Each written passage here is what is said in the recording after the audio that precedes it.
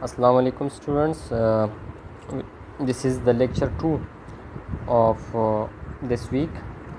कल हमने ईयर का जो फंक्शनल एनाटमी था वो पढ़ा थे।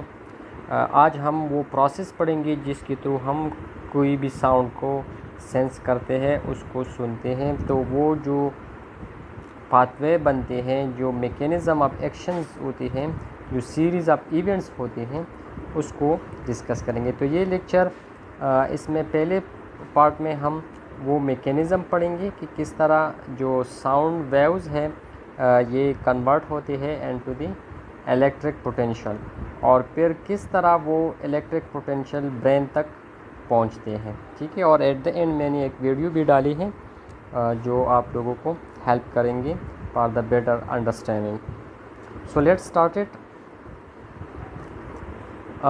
साउंड, कल मैंने बताया था कि sound is a type of mechanical longitudinal waves which need medium for its propagation. ठीक है, तो साउंड की जो कंडक्शन है, साउंड की जो ट्रांसमिशन है, इसके लिए मीडियम ज़रूरी है, पर्टिकुलरली द एयर। अब जो साउंड होते हैं इसकी टू मेन प्रॉपर्टीज़ होते हैं। एक को हम कहते हैं पिच ऑफ द साउंड और दूसरा है intensity of the sound. Pitch of the sound जो है ये डिपेंड करते हैं फ्रीक्वेंसी ऑफ द साउंड पे। अगर किसी साउंड की फ्रीक्वेंसी ज़्यादा है तो इसका पिच ज़्यादा होगा और वो साउंड हमें श्रिल सुनाई देगा। अगर किसी साउंड की फ्रीक्वेंसी कम है तो उसका पिच कम होगा और वो हमें डल जो है सुनाई देगा। तो हमारा जो एयर है ये फ्रीक्वेंसी को डिटेक्ट नहीं कर सकते, बल्कि it is in the form of pitch उसको डिटेक्ट करते हैं।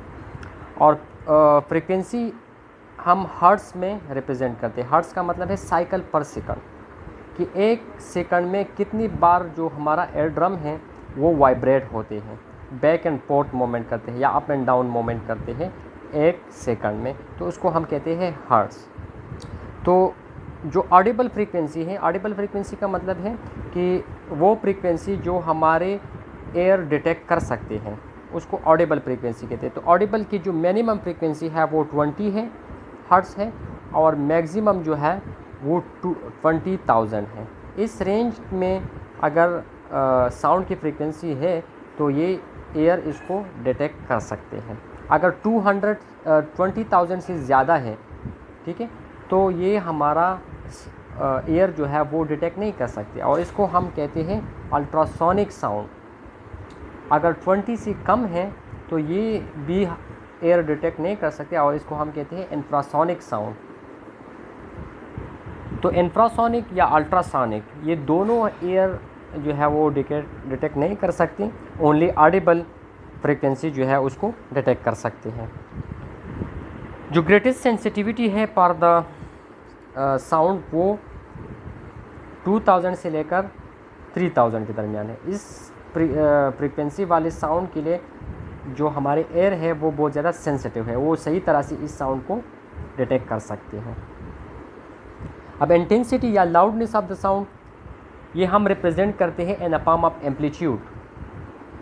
ठीक है, और एम्पलीट्यूड जो है वो डिसिबल में एक्सप्रेस होते हैं। अगर जिसका एक साउंड है इसका जो एम्पलीट्यूड है वो 20 या 2000 डिसिबल है और दूसरा है उसका 100 डिसिबल है, तो जो 1000 वाला होगा उसका लाउडनेस ज़्यादा होगा, उसका इंटेंसिटी ज़्यादा होगा। ठीक है, अब हम अपने एक्चुअल टॉपिक की तरफ आते हैं कि how this sound waves propagated. ठीक है, अगर जब ये साउंड वेव्स आ जाते हैं और हमारे जो एक्सटर्नल पेना पर में जो कॉन्चे हैं उसके साथ स्ट्राइक कर जाते हैं तो ये डायरेक्ट होते हैं टुवर्ड द मीटस। अब मीटस में ये अंदर किस तरह जो है मोमेंट करते हैं, तो this is the called sound propagation, sound waves propagation उसको कहते हैं। तो साउंड वेव कहाँ पर प्रोपिगेट होते हैं? In the external auditory meatus. ठीक है, तो उसमें ये मोमेंट करते हैं और जाके जो एक्सटर्नल एयर का बॉर्डर है और मिडल एयर का बॉर्डर, जो उन दोनों के दरमियान जो टिम्पैनिक मेम्ब्रेन है उसके साथ स्ट्राइक कर जाते हैं। तो जैसे ही उसके साथ स्ट्राइक हो जाते हैं, so that cause the vibration of that tympanic या एयर ड्रम।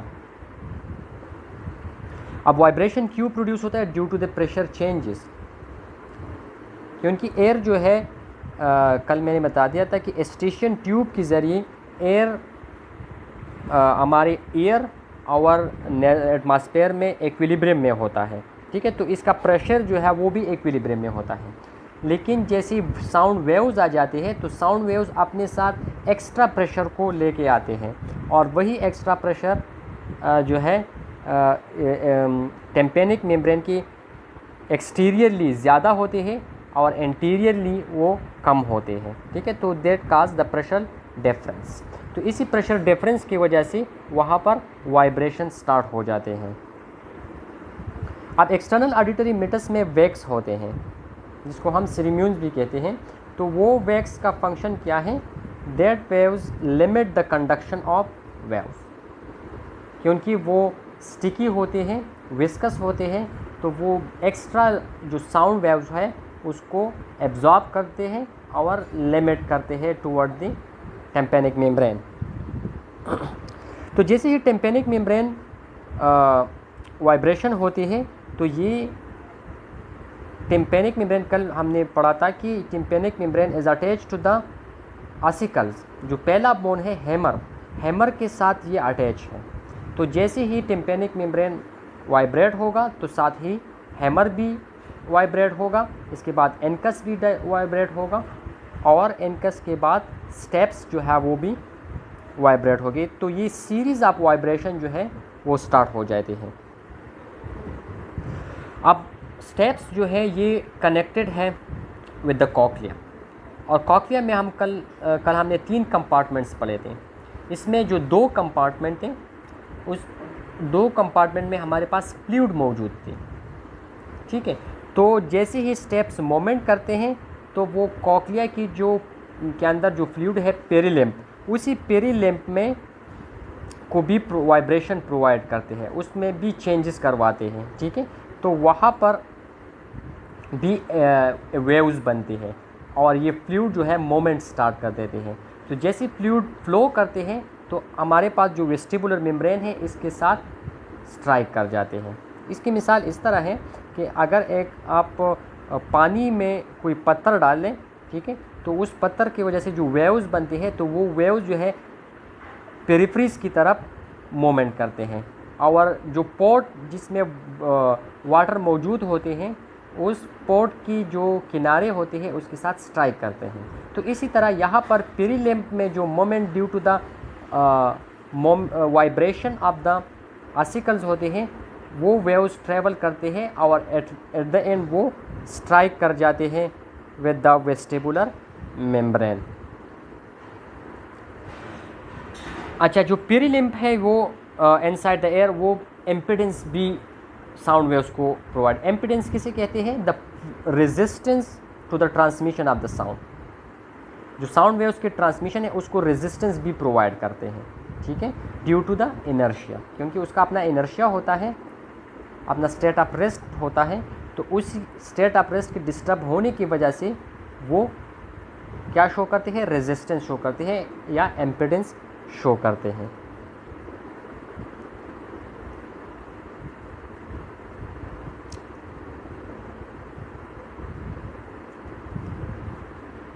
अच्छा, ये स्लाइड्स थोड़ा आगे पीछे हैं। तो due to the heating of the vestibular membrane, ठीक है, जो वेस्टिबुलर मेम्ब्रेन जैसे स्ट्राइक कर जाते हैं तो वहाँ उसकी जो दूसरी साइड पे फ्लूइड मौजूद है एंडोलिम्फ, ठीक है, उसमें मूवमेंट होती हैं। इसकी ये इस तरह होते हैं।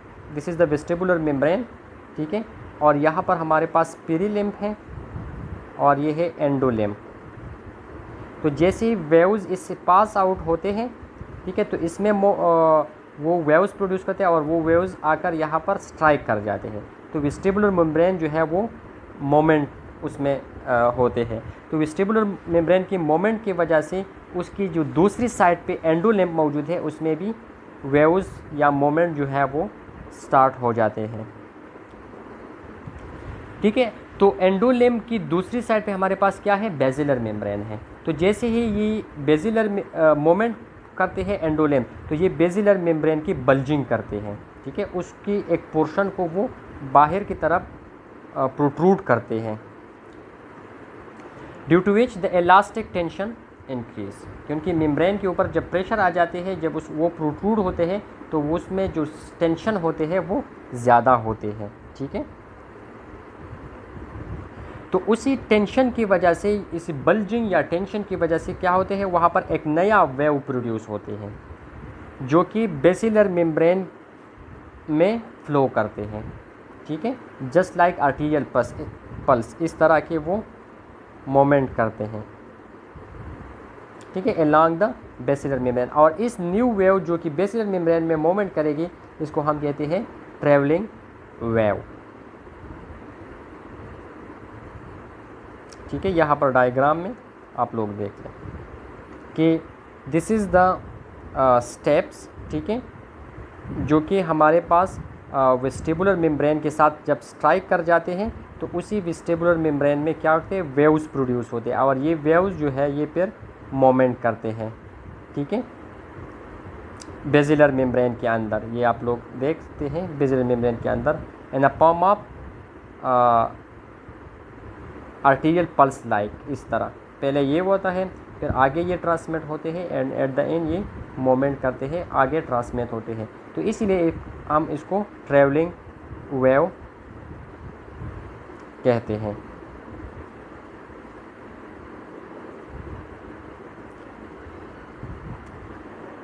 अच्छा, जो एम्पिडेंस हमने पढ़ा था, ठीक है, तो एम्पिडेंस के लेवल पे वापस आते हैं कि जो रेजिस्टेंस पेरिलम प्रोवाइड करते हैं एम्पिडेंस, ठीक है, तो वहाँ पर जो साउंड एनर्जी है वो कन्वर्ट हो जाती है एंड द मैकेनिकल एनर्जी, क्योंकि साउंड एनर्जी जो साउंड वेव्स है, इसकी वजह से हमारे पास वाइब्रेशन प्रोड्यूस हुआ, और वाइब्रेशन की वजह से फिर न्यू वेव्स बने, क्योंकि जो मोमेंट्स ऑफ द आर्टिकल्स हैं वो मोमेंट क्या है, मैकेनिकल मोमेंट है, ठीक है। तो अब यहाँ पर जो एनर्जी हमारे पास मौजूद है वो मैकेनिकल एनर्जी मौजूद है, और यहाँ पर लॉस ऑफ एनर्जी बहुत ज़्यादा कम होते हैं। इस प्रोसेस को हम कहते हैं मैचिंग एम्पिडेंस।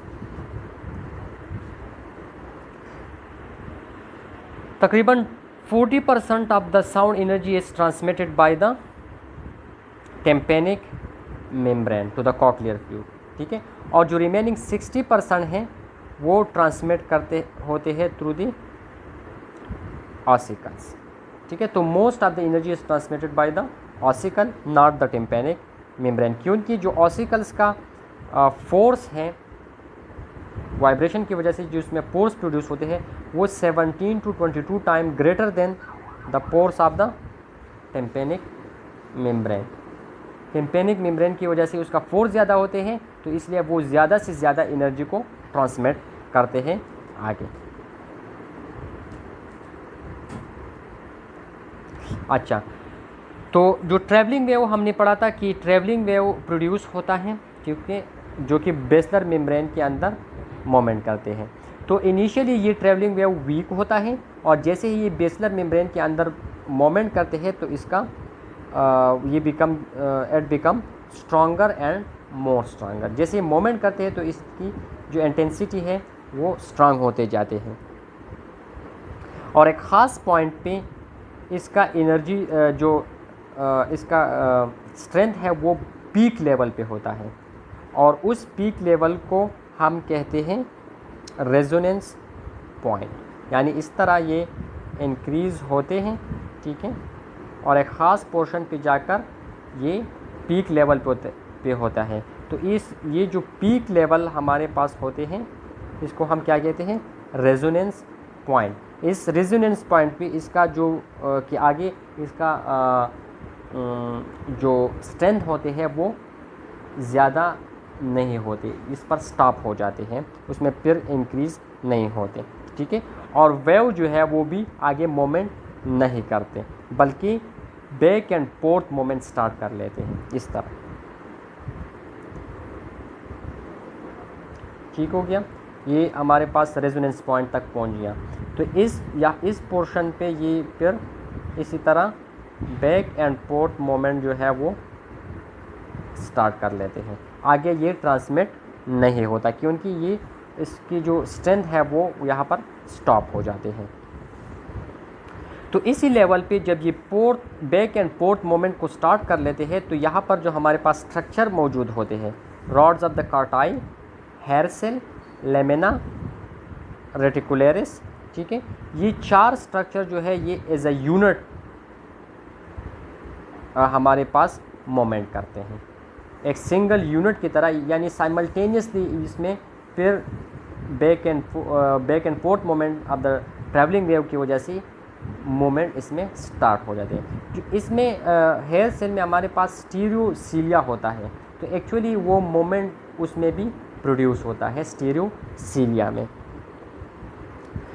तो due to the unit moment या due to the moment of the stereocilia हमारे पास हेयर सेल जो है वो एक्साइट हो जाते हैं, ठीक है, और वहाँ पर रिसेप्टर पोटेंशियल प्रोड्यूस है, क्योंकि हमने कल पढ़ा था कि the hair cell of the organ of Corti are the receptor cell, ठीक है, और रिसेप्टर की प्रॉपर्टीज़ हमने भी पहले चैप्टर में पढ़े थी कि रिसेप्टर की लेवल पे क्या होगा, रिसेप्टर पोटेंशियल प्रोड्यूस होगा। तो जैसे यहाँ पर हेयर सेल स्टिमुलेट हो जाते हैं तो रिसेप्टर पोटेंशियल प्रोड्यूस होगा, और ये रिसेप्टर पोटेंशियल फिर आगे एक्शन पोटेंशियल को प्रोड्यूस करेगा, क्योंकि receptor potential is non propagated while action potential is the propagated.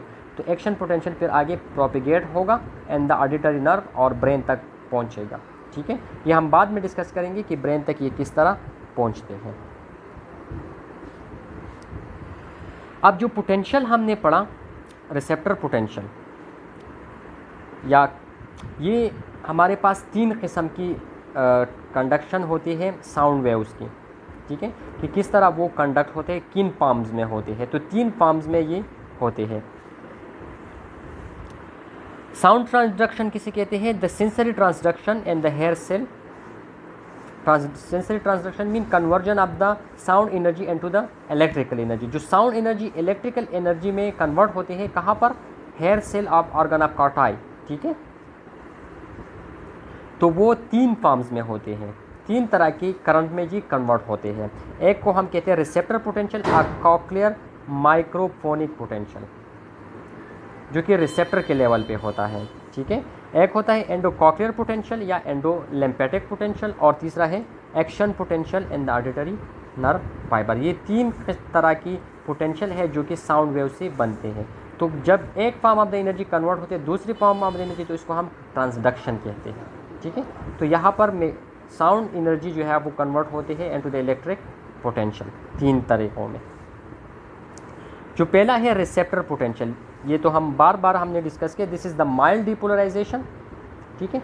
Mild depolarisation हम इसको क्यों कहते हैं, ये आगे हम डिस्कस करते हैं। कब प्रोड्यूस होगा? जब साउंड वेव्स हमारे इंटरनल ईयर में आ जाते हैं, तो हमारे पास हेयर सेल स्टिमुलेट होगा और वहाँ पर माइल्ड डिपोलराइजेशन होगी। Sensory transduction mechanism in the cochlear receptor cell is different from the other cell. जो दूसरी रिसेप्टर है उसमें मुख्तलिफ है, क्योंकि यहाँ पर एक्शन पोटेंशियल भी मुख्तलिफ होता है, रिसेप्टर पोटेंशियल भी मुख्तलिफ होता है। अच्छा, तो वही बात रिसेप्टर की तरफ आते हैं कि जो रेस्टिंग मेम्ब्रेन पोटेंशियल है हमारे हेयर सेल के, वो कितने हैं? -60 मिलीवोल्ट।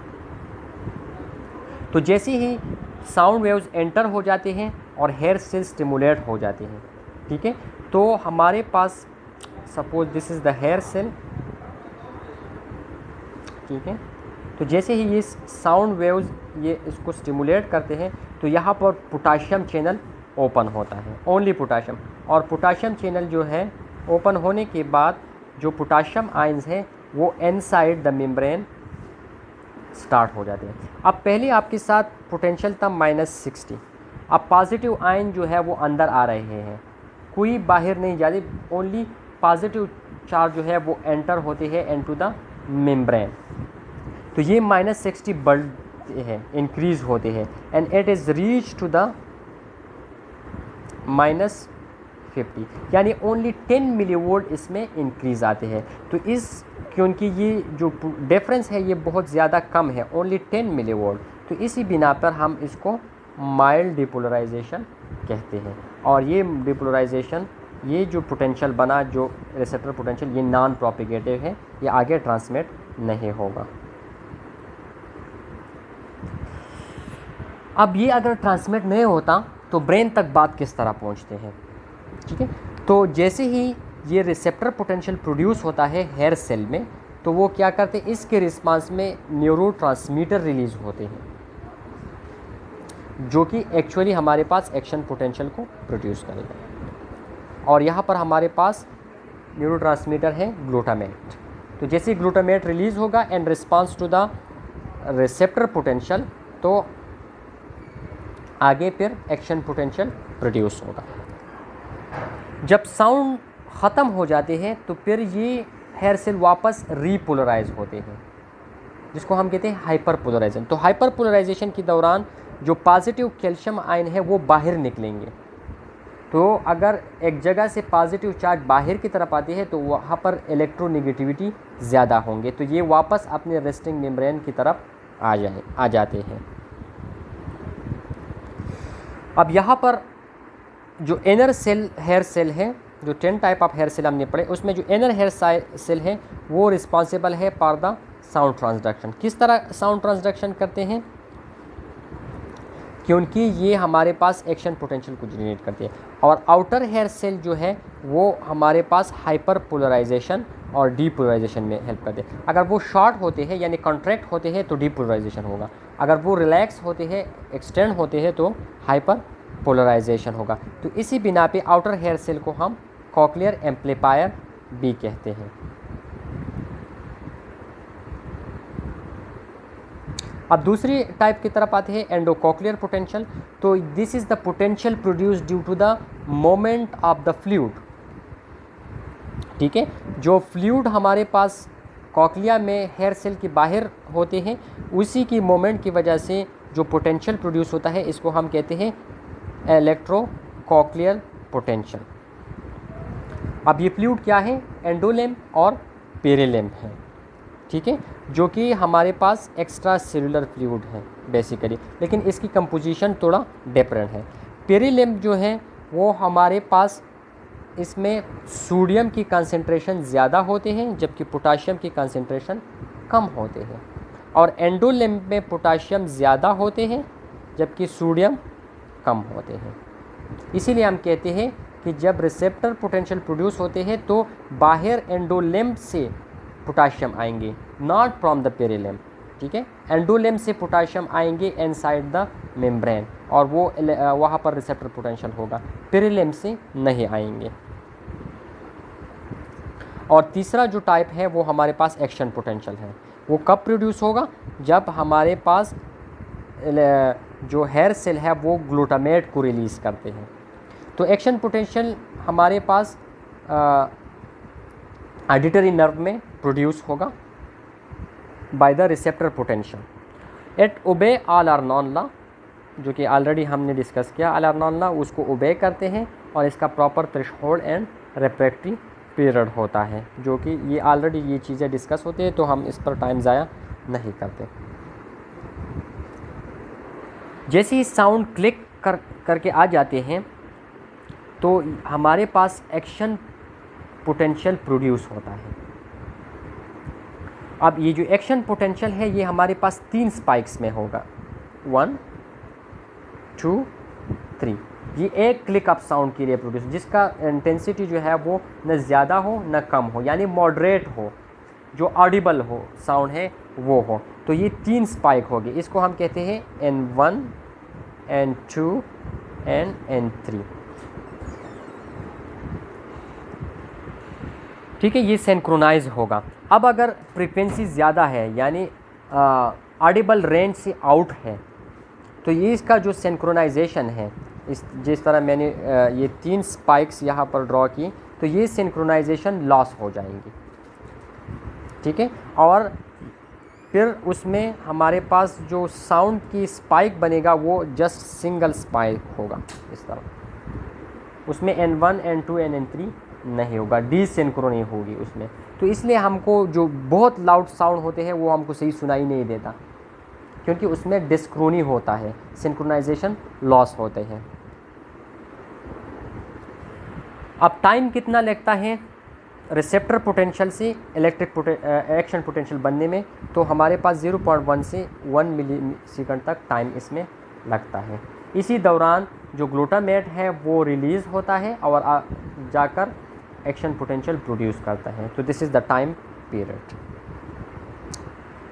एक टर्म्स होता है localization of sound. Localization of sound का मतलब है कि जैसी एक साउंड हमारी एयर में एंटर हो जाती है तो हमारा हेड जो है वो ऑटोमेटिकली उसकी तरफ मोमेंट करते हैं, ताकि जो सोर्स ऑफ द साउंड है उसको आइडेंटिफाई करें।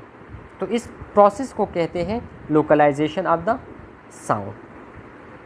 और ये एक रिफ्लेक्स फिनोमेना है, एक प्रोटेक्टिव फिनोमेना है, जिसके थ्रू हम मूविंग ऑब्जेक्ट से अपने आप को प्रोटेक्ट करते हैं। जस्ट लाइक एक व्हीकल है वो मूव करता है और हॉर्न बजाते हैं, हमें पता नहीं होता, पहले से हमने नहीं देखा होता कि गाड़ी कहाँ किस हिम्मत से आ रही है। तो जैसे वो हॉर्न दबाते हैं तो हमारा हेड उसकी तरफ मोड़ते हैं, ठीक है, और फिर हम अगेंस्ट जो है उसके जाते हैं ताकि उससे अपने आप को प्रोटेक्ट करें।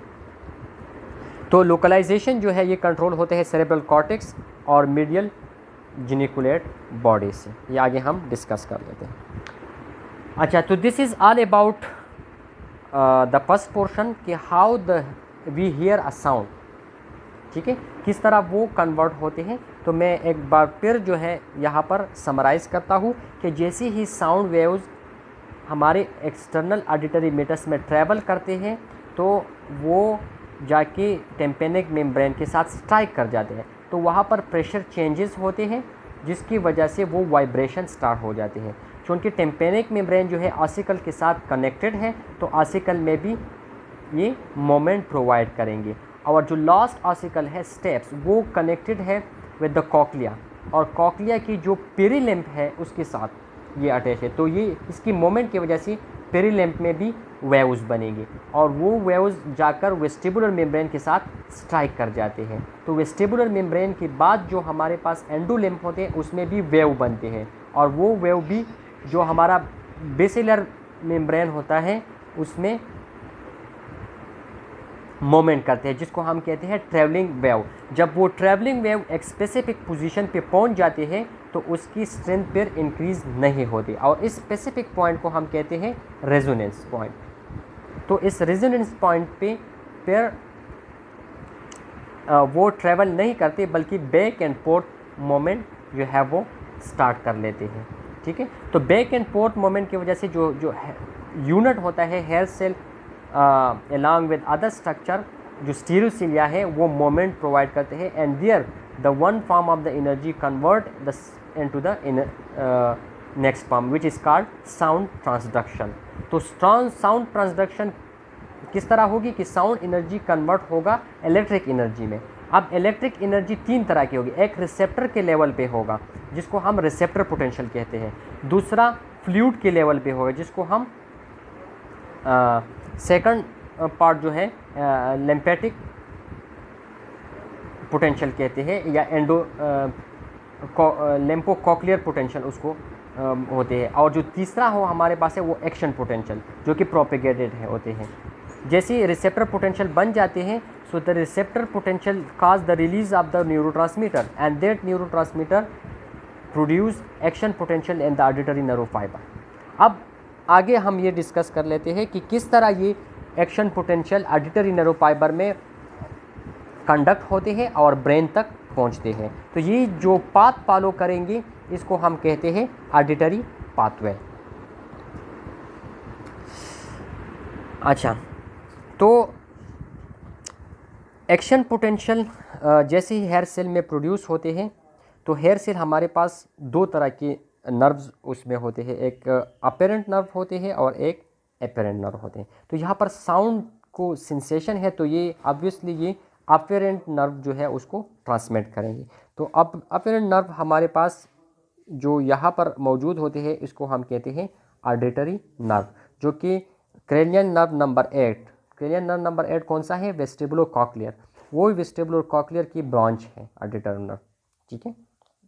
तो ये इस एक्शन पोटेंशियल को आगे ट्रांसमिट करेंगे।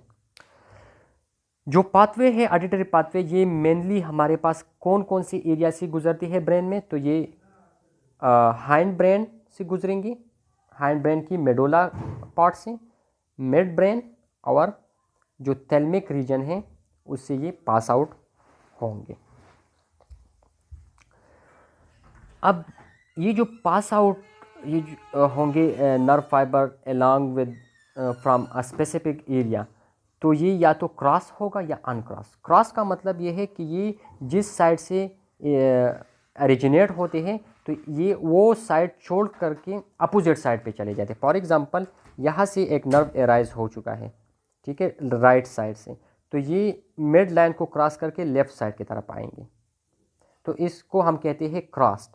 और अनक्रॉस जो है वो इस तरह होता है कि अगर एक नर्व राइट साइड से एराइज होते हैं तो वो राइट साइड की तरफ ही जाएंगे, तो इसको हम कहते हैं अनक्रॉस। तो ये हमारे पास ये दोनों किस्म की मौजूद होते हैं, क्रॉस्ड भी होते हैं और अनक्रॉस भी होते हैं। ये डायग्राम यहाँ पर क्रॉस्ड भी है और अनक्रॉस्ड भी है। क्रॉस्ड आप जो रेड कलर में यहाँ पर ये नज़र आते हैं तो ये मिड लाइन को क्रॉस किया है और दूसरी साइड पे आ गए हैं, जबकि अनक्रॉस को आप देख ले अपनी ही साइड में वो आगे जाते हैं।